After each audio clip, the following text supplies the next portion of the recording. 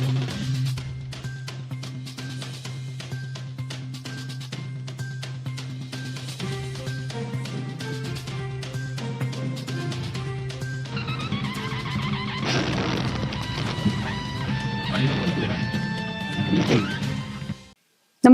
आपण पाहता Hirkani news. Hirkani news प्रत्येक क्षण ताज्या घडामोडी आणि महत्त्वाच्या प्रत्येक बातमीसाठी नेहमीच. चालकाला डुलकी लागली आणि अनर्थ घडला. पुणे बेंगळूर महामार्गावर ट्रेलरला ट्रॅव्हलर्सची जोरदार धडक. पुणे बेंगळूर राष्ट्रीय महामार्गावर पुलाची शिरोली येथील सांगली फाटा नजीक सोमवारी पहाटे मिनी ट्रॅव्हलर्स अपघात झाल्याने 13 प्रवासी जखमी झाले.